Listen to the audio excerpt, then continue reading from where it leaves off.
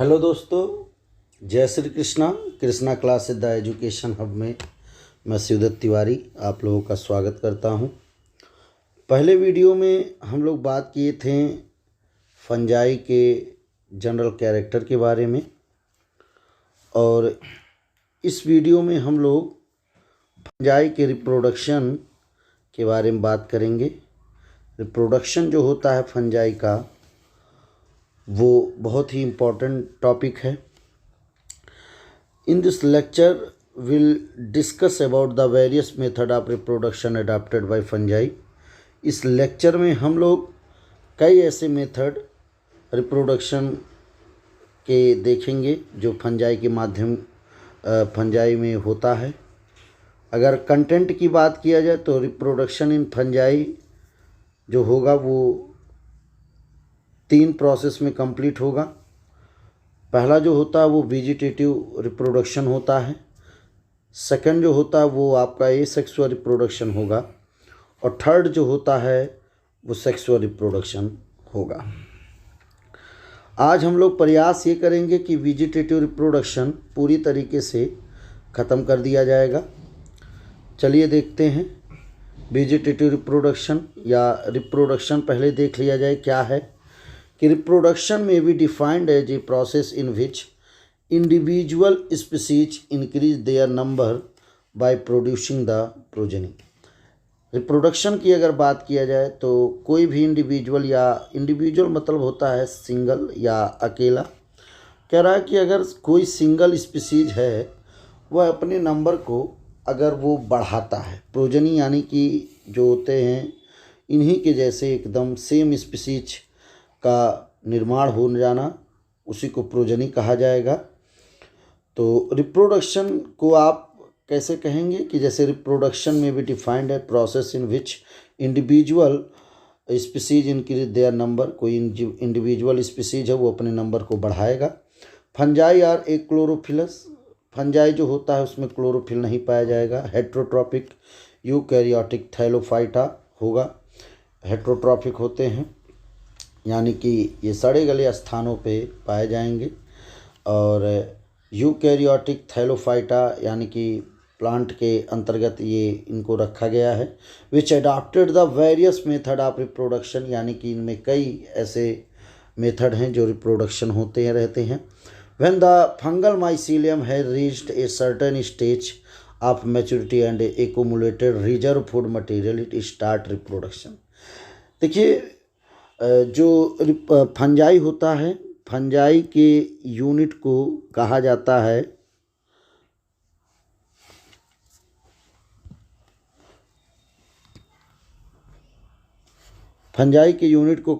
है hyphae. Hyphae बोला जाएगा। और ये हाइफी जब एक नेटवर्क में आ जाते हैं, बहुत सारी संख्या में अगर आ जाते हैं तो उसे माइसीलियम कहा जाता है। सबका अपना एक रिजर्व फूड मटेरियल होता है। यहाँ पर कह रहा व्हेन द फंगल माइसीलियम, यानी कि जब fungal mycelium has reached a certain stage, यानी कि एक सर्टन स्टेज पे मैच्योर कंडीशन पे हो जाते हैं, और वहाँ पे अपने भोजन को वो इकट्ठा करते हैं। एक्यूमुलेट मतलब होता है इकट्ठा करना, एक्यूमुलेट करते हैं।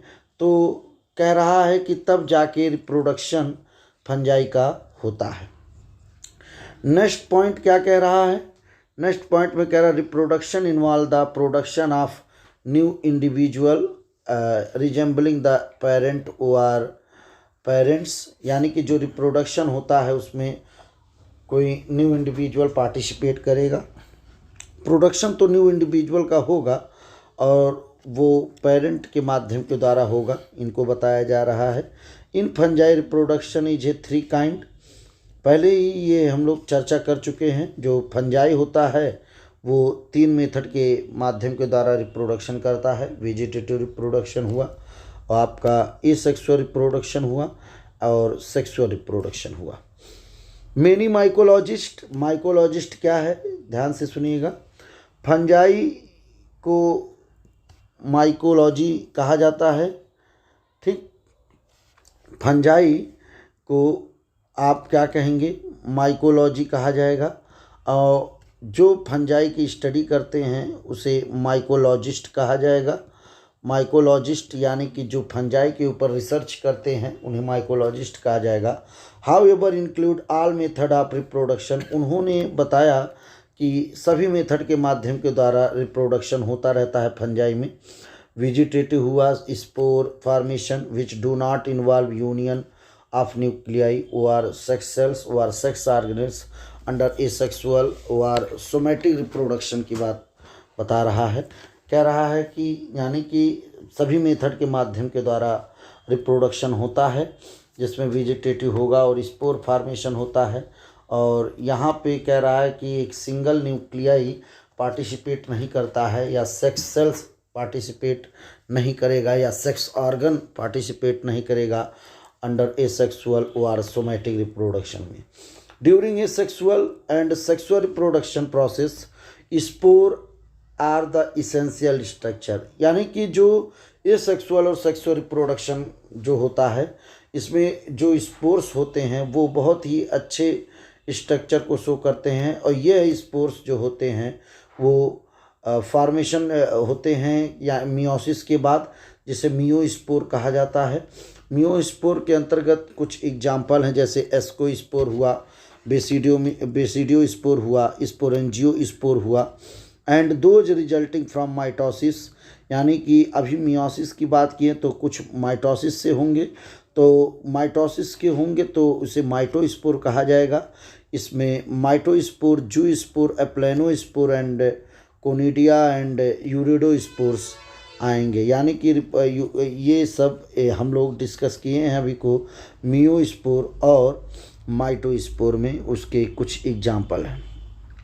रिप्रोडक्शन इन फंजाई, कुछ हम लोग फिगर के बारे में बात करेंगे। जैसे पहला फिगर जो हुआ ये फिगर बता रहा है बडिंग प्रोसेस का। मान लीजिए कोई ईस्ट सेल है। ईस्ट एक प्रकार का फंजाई है जिसका नाम सैचरोमाइसिस सेरेवेसी है, और उसके अंदर वैक्यूल्स पाए जाएंगे, न्यूक्लियस पाए जाएंगे। धीरे धीरे ये डेवलप करेंगे, एक बड यानी कि एक आउटग्रोथ निकलता है, और ये आउटग्रोथ को बड कहा जाएगा। ये बड क्या होते हैं कि ये निकल जाते हैं, जब निकल जाते हैं तो इसी को बडिंग प्रोसेस कहा जाएगा। ऐसे ही कई ऐसे मेथड हैं, हम लोग फिगर के माध्यम के द्वारा और साथ ही साथ कुछ डिस्क्रिप्टिव मेथड के माध्यम के द्वारा हम लोग बात करते रहेंगे।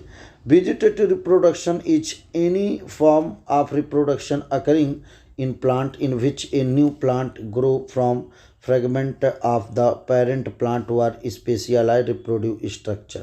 जो वेजिटेटिव रिप्रोडक्शन होते हैं वो इस रिप्रोडक्शन का ही पार्ट है, हमने पहले बताया।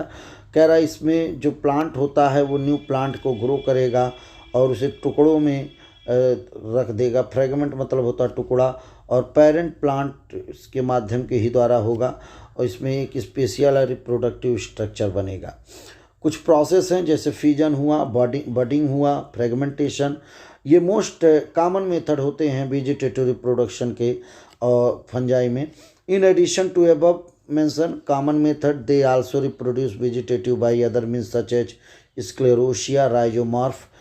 कह रहा है कि फ्यूजन, बडिंग और फ्रेगमेंटेशन के अलावा कुछ स्पेशल टाइप्स के भी वेजिटेटिव रिप्रोडक्शन होते हैं, जैसे स्क्लेरोशिया होगा, स्क्लेरोशिया के साथ साथ राइजोमॉर्फ भी होगा। ऐसे कई आपके मतलब एग्जाम्पल हैं। फ्यूजन की बात किया जाए कि फ्यूजन है क्या, तो यहाँ पर कह रहा है कि सम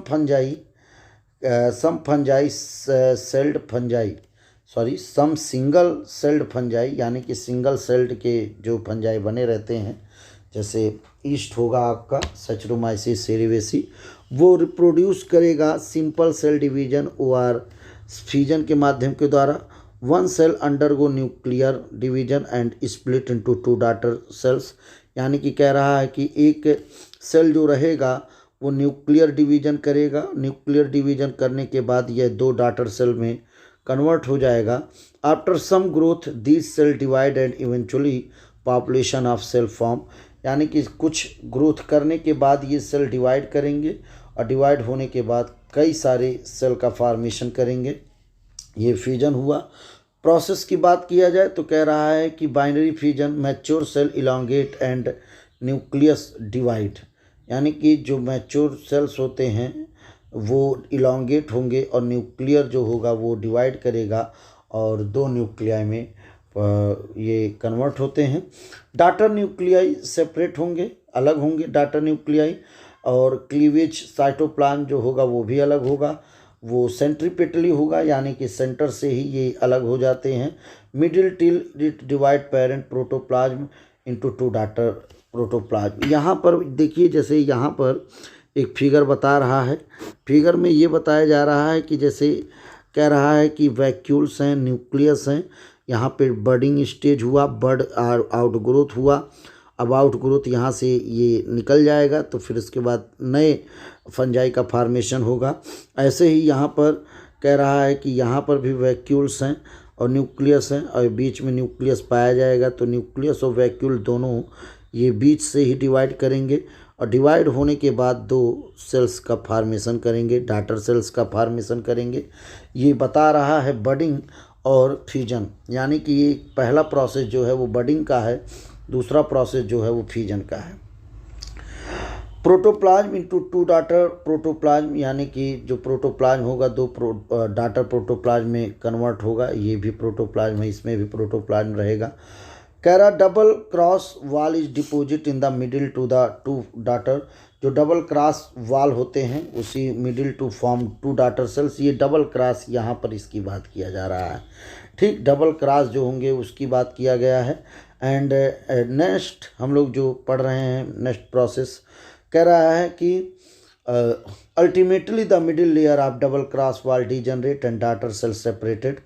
कह रहा अल्टीमेटली जो मिडिल लेयर होते हैं, ये मिडिल लेयर ये सेपरेट हो जाएंगे और सेपरेट होने के बाद कह रहा है कि डाटर सेल्स सेपरेट हो जाएंगे।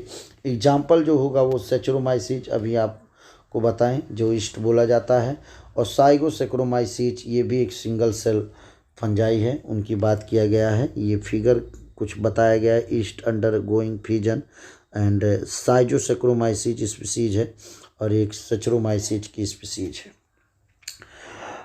बात करते हैं हम लोग बडिंग का। बडिंग कैसे क्या होगा, बडिंग में बात कह रहा है कि in each another method of vegetative reproduction, यानी कि कह रहा है कि दूसरा मेथड होगा वेजिटेटिव रिप्रोडक्शन का, अकर इन मोस्ट ईस्ट, यानी कि बहुत सारे ईस्ट और कुछ फिलामेंटस, यानी कि जो फिलामेंट के जो ऐसे फिलामेंट के जो फंजाई रहते हैं उसमें भी होगा। यह प्रोसेस जो होगा उसमें बड का डेवलपमेंट होगा, आउट ग्रोथ होगा और ये सरफेस के ऊपर होंगे। और yeast cell are the hypha हमने पहले ही बताया कि जो फंजाई होते हैं उनकी यूनिट को हाइफा कहा जाता है। With the cytoplasm of the bud beginning continue with that a parent cells, यानी कि ये लगातार डिवीजन करते रहेंगे। कह रहा है कि ये with the cytoplasm of the bud beginning continuous, cytoplasm में डिवीजन होता रहेगा। और आगे कह रहा है the nucleus of the parent cells, जो न्यूक्लियस होता है पेरेंट सेल का वो डिवाइड होगा। One of the daughter nuclei migrate into bud, एक मतलब कोई एक डाटर न्यूक्लियाई वो माइग्रेट कर जाएगा यानी कि चला जाएगा।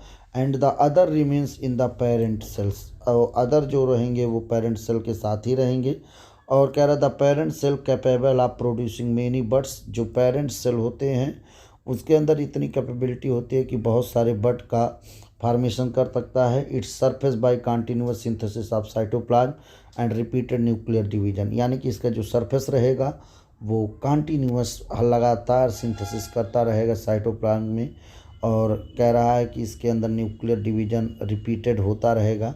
आफ्टर ए बड डेवलप, जब बड का डेवलपमेंट होगा एक सर्टेन पॉइंट पे, तो वहाँ पे कह रहा है कि पेरेंट सेल्स कह रहा है कि it's self capable of budding, यानी कि अब फिर उसके अंदर ये बडिंग प्रोसेस का कैपेबल हो जाएगा बडिंग प्रोसेस के लिए। In this way the chain of cell में भी प्रोड्यूस, यानी कि इस माध्यम में एक चेन के एक सेल जो रहेंगे वो चेन में डेवलपमेंट होंगे। Eventually the individual buds pinch off the parent cell become individualist cell, यानी कि इवेंचुअली कह रहा है इसी जो एक चेन में जो सेल्स रहेंगे यहाँ से ये सेपरेट हो जाएगा, पिंच हो जाएगा और पेरेंट सेल से, और बाद में एक इंडिविजुअल सेल्स ईस्ट सेल्स का फॉर्मेशन करेगा। ये हो गया प्रोसेस ऑफ बडिंग। देख लिया जाए, द सेल्स वाल बल्ज, बल्ज मतलब होता है फूला हुआ, बल्ज आउट इज सॉफ्टन, यानी कि कह रहा है कि the cell wall bulge out and soften area probably certain enzyme brought by vesicle, बहुत सारे एंजाइम्स उस वेसाइकिल के अंदर पाए जाएंगे।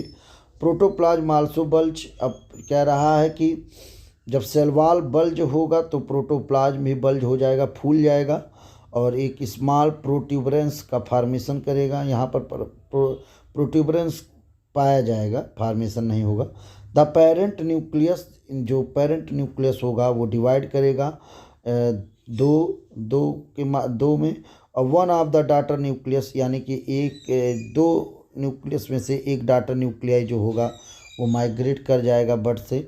Cytoplasm of bud and mother remains continuous same time, जो साइटोप्लाज्म रहेगा वो लगातार क्या करते हैं, कंटिन्यूअस इसके साथ बने रहते हैं। As the bud in large, यानी कि बड जो रहेगा वो बड़ा हो जाएगा। इस सेप्टम इज लेट डाउन, यानी कि अभी को बताया गया ना कि मान लीजिए ये बड है ये, तो इस सेप्टम जो रहेगा इसके बीच को सेप्टम कहा जाएगा।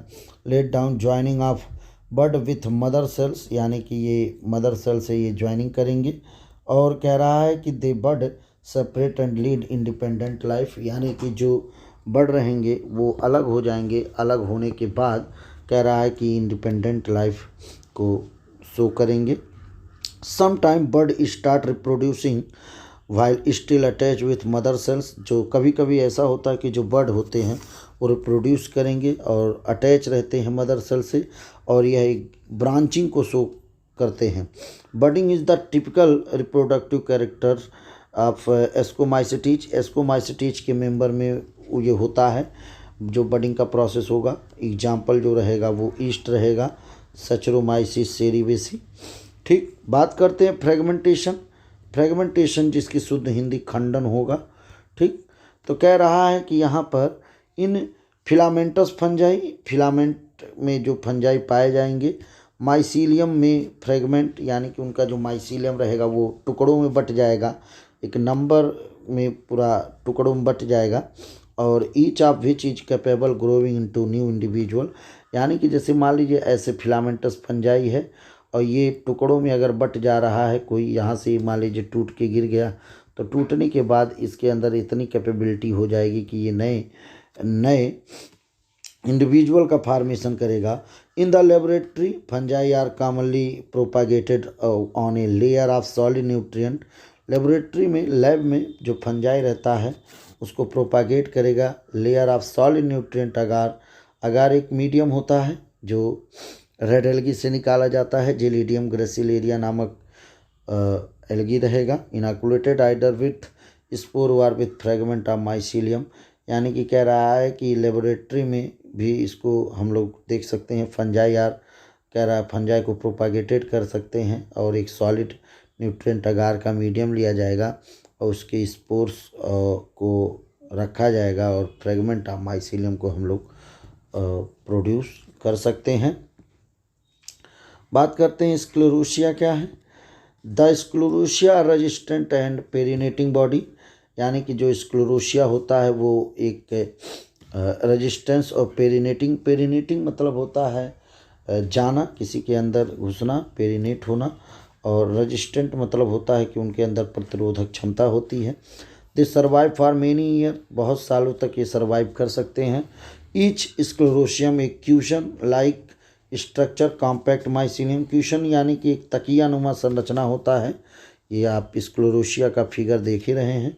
दे give rise to new mycelium on the approach of favourable condition, यानी कि एक न्यू माइसीलियम का फॉर्मेशन करेंगे, ये स्क्लेरोसिया के माध्यम के द्वारा होगा। नेक्स्ट है राइजोमार्फ, ये फिगर देखिएगा, वो यह है मॉडिफाइड माइसीलियम होता है, माइसीलियम का मॉडिफिकेशन है। Rope like rhizomorph are also resistant to unfavourable condition, यानी कि एक रस्सी नुमा संरचना, देखिए ये रस्सी की जैसी एक संरचना रहती है जो अनफेवरेबल कंडीशन में एक न्यू माइसीलियम का फॉर्मेशन करता है। इवन आफ्टर सेवरल ईयर, यानी कि बहुत साल तक ये फेवरेबल कंडीशन में रह सकते हैं। आज के लिए बस इतना ही। नेक्स्ट टॉपिक हम लोग नेक्स्ट डे में पढ़ेंगे। तब तक के लिए थैंक यू।